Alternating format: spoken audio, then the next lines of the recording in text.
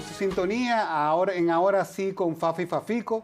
Les recordamos que pueden participar en nuestro programa enviándonos sus comentarios a las redes que aparecen en pantalla.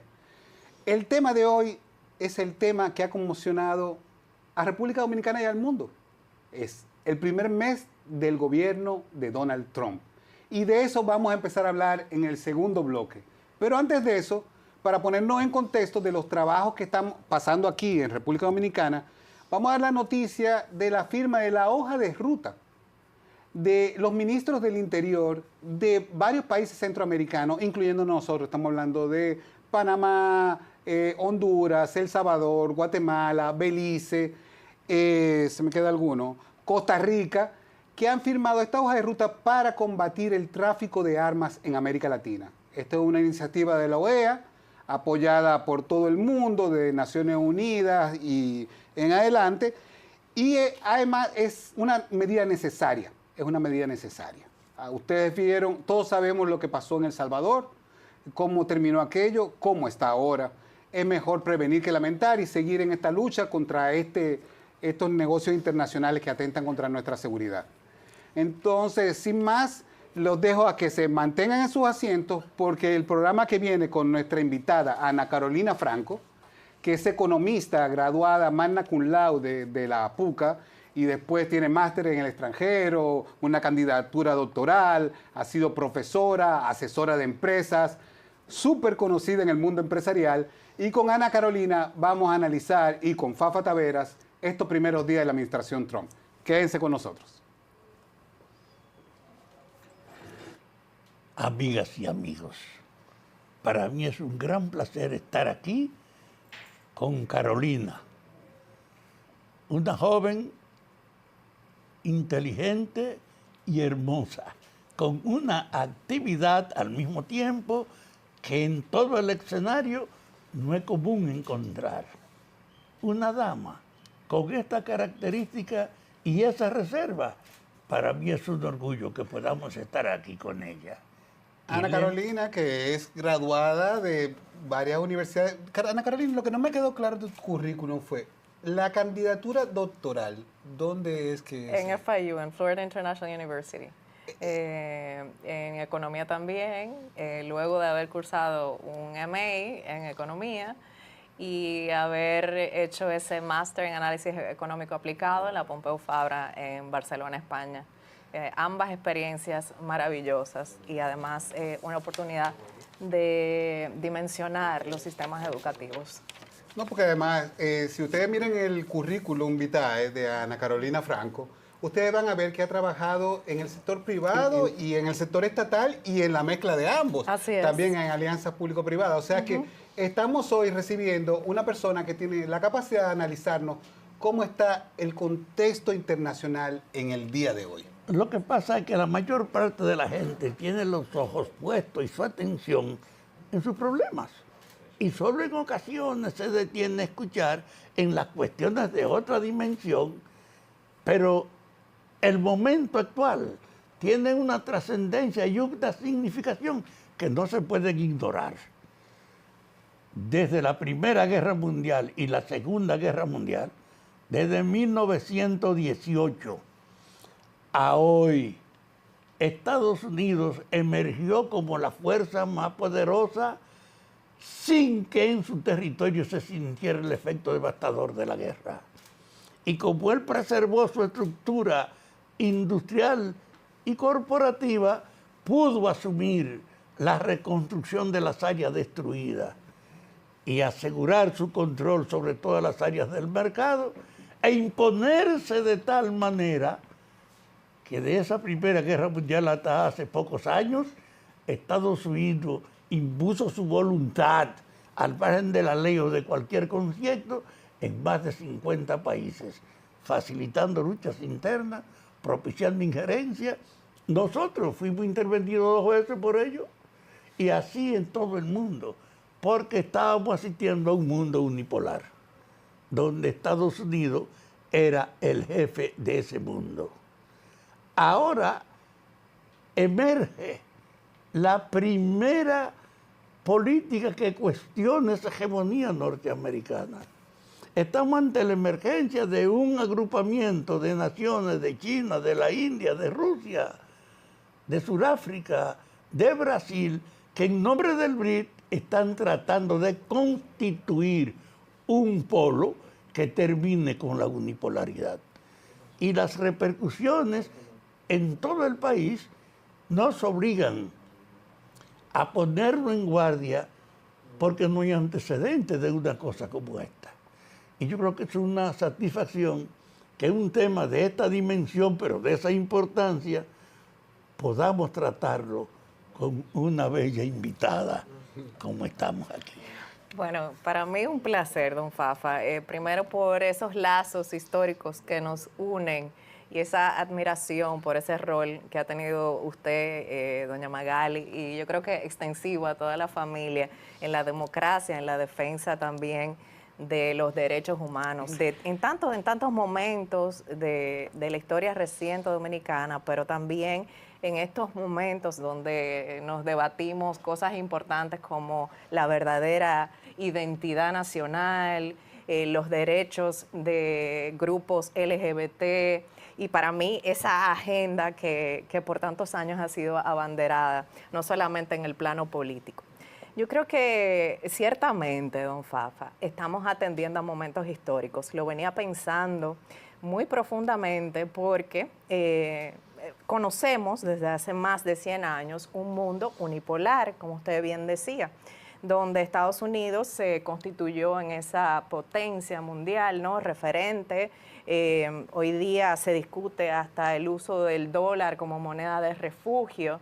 Estamos comenzando a ver esa importancia que China mantuvo, que digamos como una sorpresa al hacer esa nueva ruta de la seda, al comenzar esas pequeñas, digamos, adquisiciones en el propio Latinoamérica, que ha sido un escenario importante para esa estrategia. Qué bueno que mencionas la ruta de la seda, esta iniciativa china del 2012 que va a varios países de todo el mundo haciendo inversiones y haciendo como una conexión anterior de esa ruta de la seda. Porque mientras China viene del 2013 haciendo eso... Anterior. Recuérdate que ellos tienen una planificación centralizada. Y es en esa década de 2010-2020 cuando el mundo comienza a despertar a esa realidad de... Es que ellos empiezan con eso. Pero ahora, mientras tanto, en Estados Unidos, en el 2025, el presidente de Estados Unidos dice... No quiero poder blando, que eso es lo que está haciendo China, poder blando, que es inversiones, apoyos, ayuda, mientras que el gobierno norteamericano dice, no quiero poder blanco, USAID, cerrémosla. ¿Cómo tú ves este entorno internacional? ¿Qué está pasando? ¿Qué ha pasado con los aliados de Estados Unidos? ¿Qué es esta situación inédita que ha dejado, creo que, a todo el mundo preocupado? Mira, tú sabes que hay un nuevo estilo de liderazgo desde el punto de vista de esa potencia mundial, que todavía lo es, y que ha sorprendido a todos porque era algo que comenzábamos a ver con cierto interés y recelo en lugares como El Salvador, cuando vimos esa elección de Milei que ha traído las consecuencias sociales que conocemos. En el de ayer, por ejemplo, todos los envejecientes estaban en son de protesta porque se le iban a desconocer sus derechos a pensiones. Entonces estamos hablando de unos modelos y unos estilos de liderazgo que, a propósito de que el 20 de febrero se celebró el Día de la Justicia Social, de alguna manera van a tocar el tuétano de eso que hemos luchado por tanto tiempo, de lo que hemos enarbolado por tanto tiempo y que en definitiva es lo que hace que los países puedan tener un desarrollo sostenido.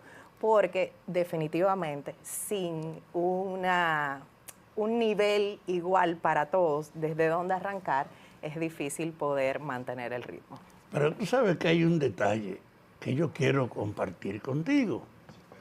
Las dos guerras mundiales en las que Estados Unidos participó y estuvo en las dos ocasiones en el núcleo de la victoria, preservaron a la nación norteamericana de los efectos de la guerra. Dos guerras mundiales, dirigidas por Estados Unidos y no la afectaron su país. Y eso entonces dejó a Estados Unidos con una supremacía industrial, científica, tecnológica, y la dejó con el monopolio de una moneda, que yo digo que ha sido la mayor estafa de la humanidad. Pero, papá, diciendo de... Pero permíteme terminarle a ella la idea de la estafa. como economista no creo que ella vaya a coincidir. El dólar expresó ese poder universal que Estados Unidos mantuvo como casi 100 años. Y ustedes saben una cosa, imprimir una moneda del dólar vale 5 centavos. Puede ser de $1, de 5, de 10, de 15, de 100, pero 5 centavos. Y Estados Unidos, basado en la imposición de ese reconocimiento global del dólar, fue capaz de expandir su dominio, de financiar todas las operaciones, de hacer grandes préstamos, porque en definitiva a él no le costaba más que 5 centavos. Sí, pero ahora moneda. tenemos un problema que Estados Unidos, que luchaba por el avance, el desarrollo capitalista de su sociedad, ahora mismo parecería en algunas acciones que, no sé, que es un autosabotaje. Porque háblame de esos aranceles. Los aranceles, ¿cómo funcionan los aranceles? ¿Funcionan para mejorar la economía de un país? Mira, tú sabes que esa es una interesantísima pregunta y sonrío porque estando al lado de un Fafa me voy a tener que remitir a lo que mi padre siempre decía, y es que hay que hablar de historia. Hay que hablar de que uno de los primeros, digamos, de primeras iniciativas legislativas que se pasó por el Congreso de los Estados Unidos por 1789 fue el Tariff Act. Y hay que decir que muy temprano esos aranceles, esas tarifas, representaron hasta el 90% de los ingresos federales. No fue sino hasta 1947 y principios de ese siglo que comenzaron a aparecer otras figuras que cobraron importancia y que además de alguna manera responden a lograr gravar a las personas que tienen más, como los impuestos selectivos. Luego vimos esa, digamos, inclusión de 23 países importantísimos en ese acuerdo, el GATT, ¿no? Ese primer acuerdo que luego dio origen a la OMC y que la Organización Mundial del Comercio. Y que naturalmente en el marco de esas rondas, de la ronda Kennedy del 63 al 67, luego la ronda de Uruguay, pues hemos enarbolado, y sobre todo se ha enarbolado ese discurso de que para que los países se desarrollen tienen que ser países abiertos, que el libre comercio, es decir, la ausencia de aranceles, es beneficioso para el crecimiento. Beneficioso. Y ahí viene la pregunta. ¿Es beneficioso para el crecimiento la supresión de los aranceles? ¿Se ha demostrado? ¿El tiempo lo ha demostrado o no? Mira, yo creo que República Dominicana, de tantos países, es uno que tuvo un periodo que se llamó el periodo de sustitución de importaciones, 1968 hasta bien entrada la década de los 70, donde se intentó de alguna manera prohibir la importación a través de aranceles. La historia larga, corta. Limitarlo.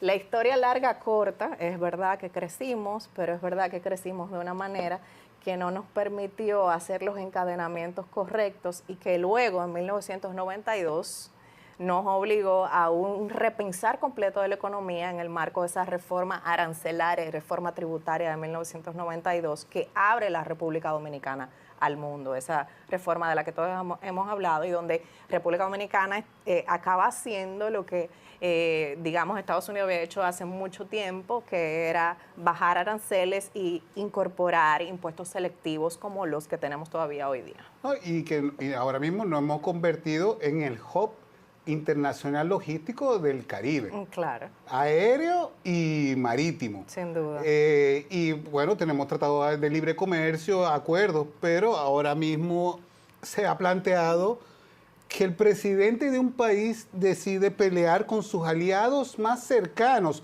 o lo que habían sido sus aliados más cercanos durante tantos años después de la Segunda Guerra Mundial, para pelear en una batalla de aranceles. El problema era entre imponer una reducción de los aranceles para facilitar su divulgación de la inversión. Ahora, en este mundo, Estados Unidos está recurriendo, primero, a incrementar los aranceles. Segundo, a la intolerancia frente a toda la gente que dentro de Estados Unidos, que era el centro de atracción del mundo, llegó sin documentos adecuados.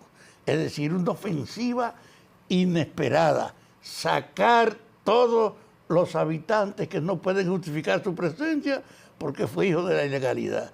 Y al mismo tiempo, ellos que propiciaban bajar los aranceles, anuncian el incremento dentro y para todo el comercio exterior. Y esa combinación, Ana Carolina, esa combinación de subir los aranceles y deportar a miles, no es que han deportado tantísimo, Obama deportó 3 millones, pero el terror que se ha creado ha paralizado a millones de indocumentados en Estados Unidos. ¿Esa combinación va a dar un resultado positivo para Estados Unidos? Mira, Tax Foundation el año pasado, en el marco de las elecciones generales de los Estados Unidos, hizo estimaciones.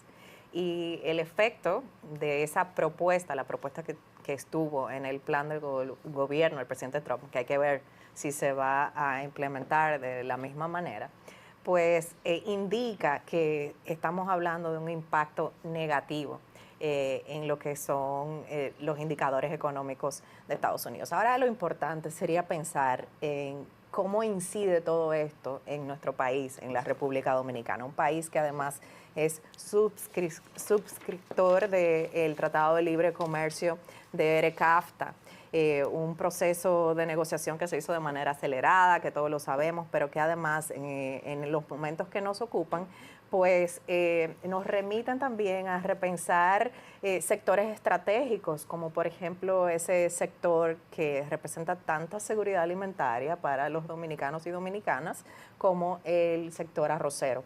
Un sector que ha venido levantando banderas y que ha llamado la atención del propio presidente de la República por esas implicaciones.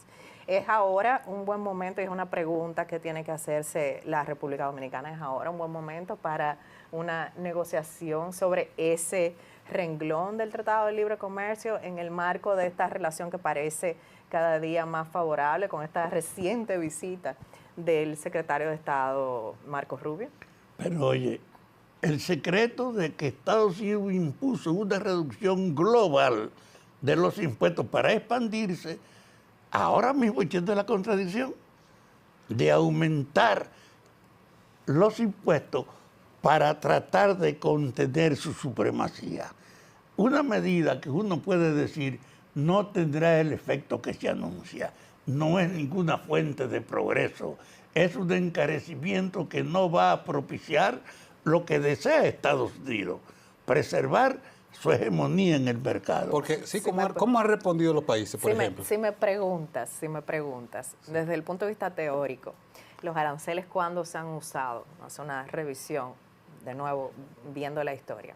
Se han usado para recibir plata, las 3 R's, ¿no? Recibir dinero, ¿no? Para recaudar con un propósito recaudatorio, como el que hablaba a inicios de 1789. Luego se han usado para restringir la entrada de bienes que pueden afectar sectores productivos nacionales, esa manera de protección, lo que hicimos en el marco de la sustitución de importaciones. Y también se han usado para un tema de reciprocidad, y en el marco de lo que decía don Fafa hace un momentito, como una moneda de negociación. Hay un ejemplo que se usa en libros de texto para mostrar qué tanto se puede lograr, y es el ejemplo de Hawái, por ejemplo. Hawái, el de la canción de... es que no le pase a Hawái. Hawái, que comenzó siendo un reino, ¿no? Y que hizo un acuerdo donde se le permitió la entrada del azúcar y otros productos agrícolas a territorio norteamericano, y que finalmente, como intercambio, pues tuvo digamos, esa ocupación o ese derecho sobre lo que hoy día conocemos como Pearl Harbor. Entonces, hay que conocer un poquito de la historia, para qué se han usado las cosas y cuál es el origen. Ese origen de recaudatorio es un origen que ha sido desmontado desde el punto de vista tanto de la teoría, de términos de intercambio, como de la teoría de acceso a mercados, ¿verdad? Y eso lo hemos visto una y otra vez en las negociaciones que se dan en el marco de la Organización Mundial de Comercio. Pero tú sabes que tiene un problema. Estados Unidos, más de 100 años, yo digo, fue la hegemonía en el mundo político y económico. Y hizo con el dólar expresar ese símbolo. Ahora se ha desarrollado una unidad de una alianza China, Rusia, India, Sudáfrica y Brasil, con la perspectiva de que decenas de países se sumen, que están anunciando que el BRICS va a ser un polo alternativo para la competencia y el comercio. Y en vez de ser como era antes, un conflicto bélico, ahora es en la competencia económica que se va a plantear. Y da la impresión que Estados Unidos no tiene ni por asomo la ventaja que tuvo en la otra época en este nuevo ambiente. Señores, quédense con nosotros para el próximo bloque, donde vamos a hablar de las oportunidades que tenemos como país y también las probables dificultades que tendremos en este momento histórico. Quédense acá. Nos vemos pronto. Gracias por quedarse con nosotros. Ahora, como dijimos al despedirnos, vamos a hablar un poco de las oportunidades del país. Es importante que los dominicanos sepan que aunque el gobierno de Estados Unidos ha dicho que le va a poner aranceles a diferentes países y sobre todo a aquellos países con el que él tiene un superávit, que esos países tienen un superávit comercial, o sea, que ellos exportan más hacia Estados Unidos de lo que le compran a Estados Unidos, esos países son los que están enfrentando este asunto de los aranceles. República Dominicana no. Al revés. República Dominicana no. No, sobre todo al revés. Que en vez de tener un exceso de importación, tiene un exceso del ingreso, 10,000 millones enviados para acá, sin que nos cueste un peso ni un centavo. Sí. Y yo creo que además de ese volumen de lo que representan las remesas, está el hecho que ya hay como 2 millones de dominicanos que siguen agregándole. Es decir, nosotros no tenemos gran cosa que perder con que Estados Unidos se aferre a la política del incremento mientras se pueda mantener esa ventaja que tenemos. ¿Qué tú crees de ese factor positivo de nosotros tener un aporte? Porque la remesa es una donación. Sí, la remesa es más, yo diría que es una expresión de la voluntad de progreso de esos dominicanos que se van fuera con un sueño y que siempre piensan en volver a su país y lo hacen pues plantando esa semillita con esa ilusión de su casa en su tierra de origen. Entonces, hablando de los impactos, que yo creo que por ahí va su pregunta y creo que la mención también a esos inmigrantes, y voy a permitirme decir indocumentados, porque nadie es ilegal, pues puede tener un impacto pequeño en las remesas. ¿Y por qué digo, y soy conservadora al decir pequeño? Porque República Dominicana tiene una de las cifras más altas entre todos los latinos de migrantes regulares o estadounidenses, segunda generación de dominicanos que se identifican en el censo de los Estados Unidos como dominicanos de origen. Entonces, eso es una ventaja en términos de estabilidad de nuestras remesas y para de esa seguir recepción. Recibiendo el aporte de ellos. Así es, para que se siga... pero por un lado va a haber el mercado, los indocumentados. Por otro lado, sí, por eso decía, soy conservadora en decir que el impacto va a ser grande, si no va a ser un impacto pequeño, porque la cantidad de dominicanos legales supera por mucho. Creo que éramos fuimos la minoría más grande de Nueva York durante unos años. Te voy a decir que las particularidades, y tengo que citar ese estudio del Instituto de Estudios Dominicanos, valga la redundancia, de la Universidad de CUNY, donde se tipifica socialmente el dominicano frente a sus pares latinos y dentro del conglomerado de los estadounidenses.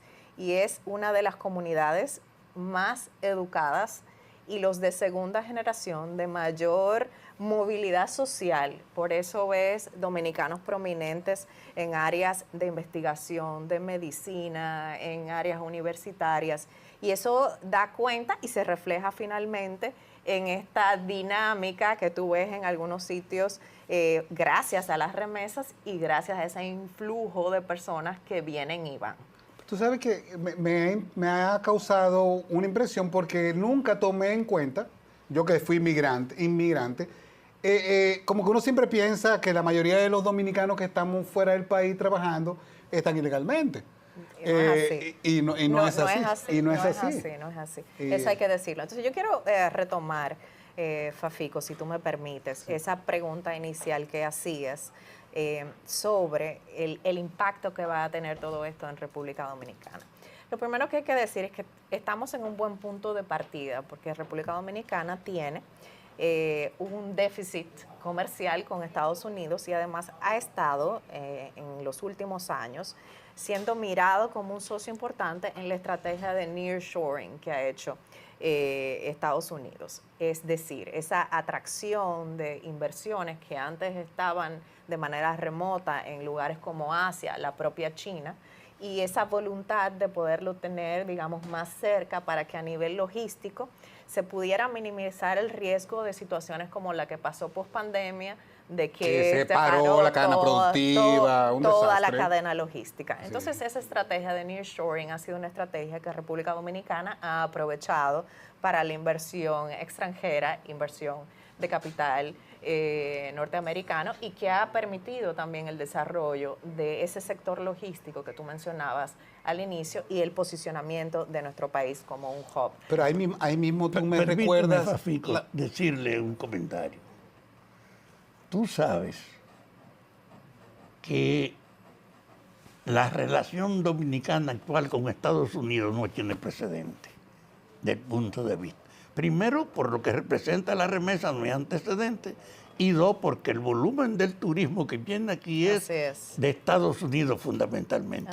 Tenemos dos cosas positivas. Muy a favor. Y desde ese punto de vista, con esas dos cosas positivas, yo creo que nosotros podemos, cualquier cambio que se da en Estados Unidos, simplemente pensar en que además de tener esa ventaja con ellos, estamos abiertos al grupo emergente.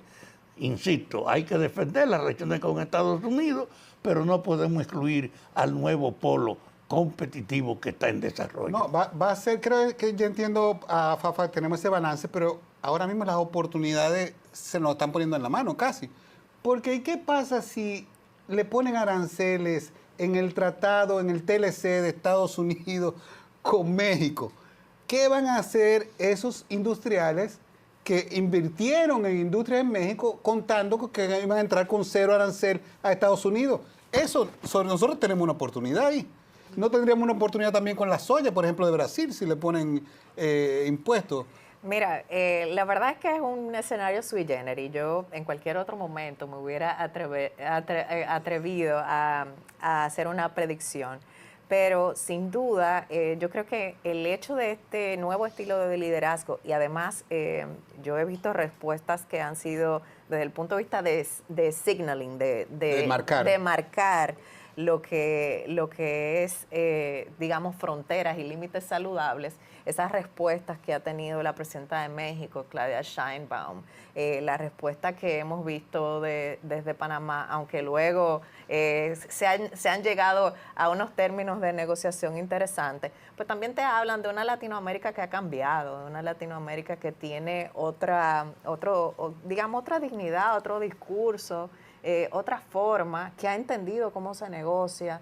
México, por ejemplo, hoy día, y la gente no lo dimensiona así, es un importante suplidor hasta de vehículos para Estados Unidos. Y te estoy diciendo, en uno de los mercados que más consume ese bien no perecedero. Así que el tema de la negociación con México es un tema que hay que mirar con lupa. Creo que este mes es un mes donde toda Latinoamérica está haciendo eso y definitivamente lo que hay que ver también es cómo se dan esas movidas institucionales a nivel interno, porque sin duda las instituciones tienen que mostrar ese poderío para lograr que las conquistas sociales en Estados Unidos se mantengan. Pero conquistas sociales, ni hable. Vamos, yo, antes de hablar de conquistas sociales, creo que lo que hay es un retroceso en las conquistas sociales. Sería porque han satanizado, el nuevo gobierno ha satanizado una organización, o sea, no sé cómo decirlo, esto de diversity, inclusive y empleo, o sea, una manera de mirar la captación de empleados que fuera más igualitaria, que tomar en cuenta más minorías, a gente con discapacidades. Eso se ha satanizado, pero no se ha satanizado solo eso. Se ha satanizado el empleado estatal en Estados Unidos y ahora mismo los despidos son inmensos. Eso, o sea, es como una conflagración de cosas. Yo entiendo que un país quiere controlar la corrupción. Es súper válido. Pero no sé si la mejor manera de hacerlo es empezar a votar gente sin tú haber hecho una investigación con pausa, con planificación, mirar qué impacto puede tener eso en otras personas, en otras industrias, en otros países, en la salud de niños que recibían vacunas contra enfermedades. O sea, es mucho. Ahora déjame decirte una novedad. El gobierno, el presidente fue a Guyana. Mucha gente aquí lo ve como un detalle cualquiera, sin valorarlo en esta región por una cosa. Importante. Guyana tiene casi 5 veces la extensión de nuestro territorio y sin embargo no llega al 10% de la población. Así es. Entonces es un escenario que el propio gobierno puede aprovechar ahora para impulsar hasta la creación agropecuaria.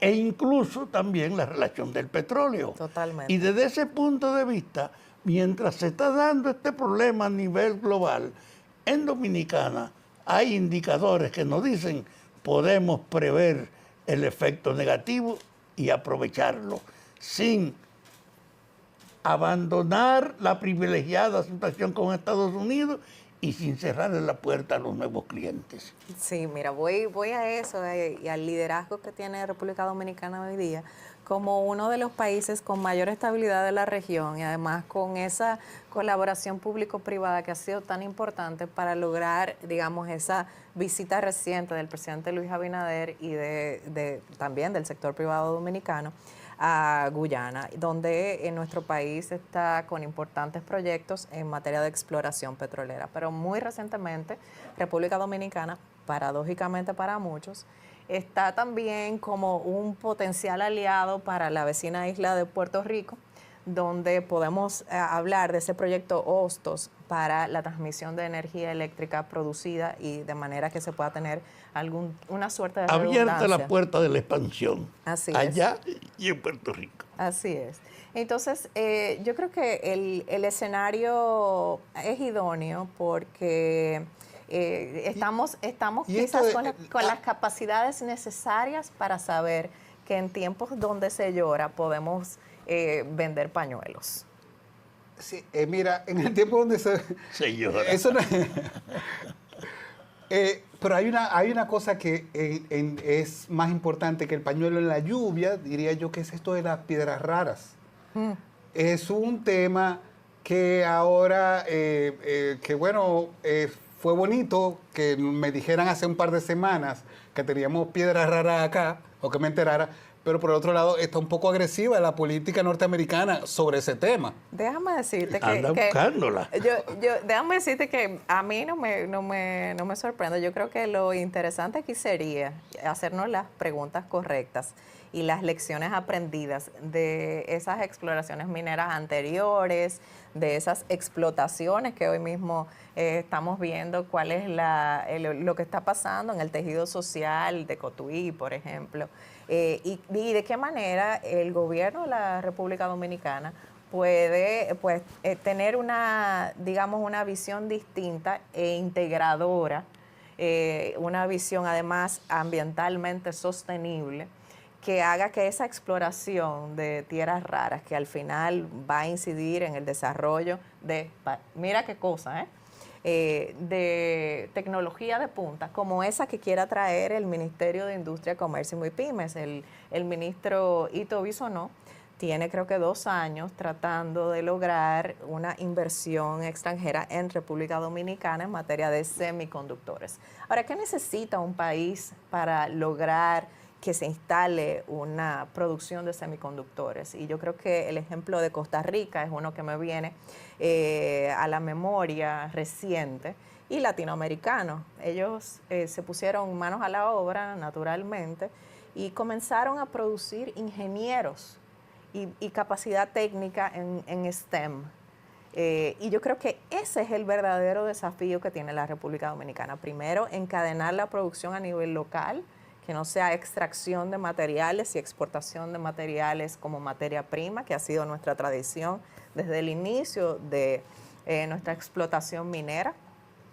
Y por otro lado, que esa transformación se logre en nuestro país y se pueda trasladar ese know-how a nuestros profesionales. Así que el desafío que tiene el gobierno es de repensar cómo hacer las cosas para tener resultados sostenibles y mejores en el tiempo. No, porque definitivamente el gobierno dominicano está obligado a prepararse de una manera, porque tiene ahora no solamente este desafío actual, sino, por ejemplo, con la misma Guyana. Señores, estamos hablando de tener una relación saludable, comercialmente hablando, sociedades con un país que per cápita, hay una medida que usan los petroleros, que es cuántos barriles de petróleo como per cápita le corresponderían a cada ciudadano. Y per cápita, Guyana supera a Arabia Saudita. Estamos hablando de miles y miles de millones de dólares, que si los dominicanos vamos allá, por ejemplo, a participar, como somos socios en la refinería, y aprender de la industria petrolera, ya estamos preparándonos para un futuro también en la búsqueda de petróleo aquí en República Dominicana. No, te hago la salvedad de que la Cámara Minera y Petrolera el año pasado, en una intervención, pues dijo que efectivamente la República Dominicana, y esto a decir de Martín Valerio, el director ejecutivo de la Cámara Minera y Petrolera, y del señor Pedro Esteva, daban cuenta de que en efecto en República Dominicana hay petróleo, está en estudio si la cantidad que hay en nuestro país tiene un potencial de explotación. Que es la gran medida.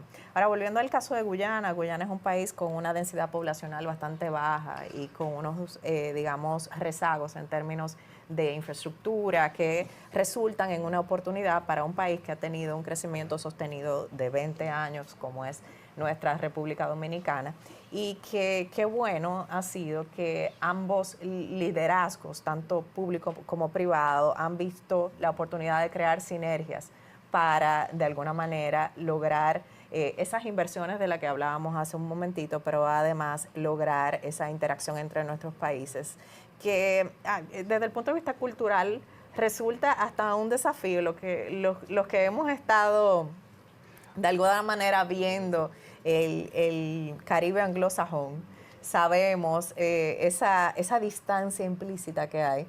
Y qué bueno esos lazos, ver cómo República Dominicana logra por fin dar esa... Que nos va a ayudar mucho en nuestro posicionamiento totalmente, en CARICOM. Totalmente. En países con que a veces hemos tenido o que han tenido comentarios sobre nuestro país que pertenecen al Caribe inglés. Entonces, y al francés. Y al francés. Hay que decirlo. Sí. Hay que decirlo. No, y hablando de ese Caribe francés, el otro gran desafío que veo para nuestro país es el de lograr instaurar un discurso que sea positivo respecto a la contribución que hacen nuestros vecinos a nuestra economía. Y, ¿por qué no?, también reconocer lo que ha hecho República Dominicana por ellos, que ha sido quizás lo que quieren resaltar algunos actores que han tratado de instalar en nuestro país un discurso que no es un discurso habitual en un país donde Jacques Vieux, por ejemplo, estuvo en momentos importantes de nuestra historia. El poeta Jacques Vieux, que murió en la Revolución de Abril defendiendo la soberanía dominicana. Yo creo que realmente es un desafío para el gobierno tratar el tema haitiano con todo el respeto a lo que significa. Mira, la agricultura está nulificada porque ellos eran que la sostenían. La construcción está bajo una limitación porque también eran ellos que la sostenían.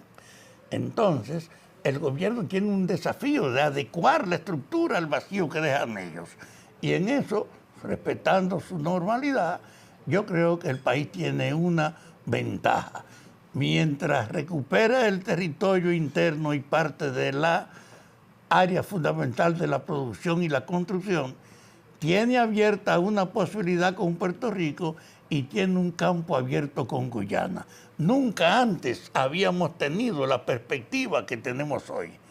Yo me alegro tenerte a ti aquí, porque en el fondo poder hablar de estas cosas con una paloma como tú no es fácil.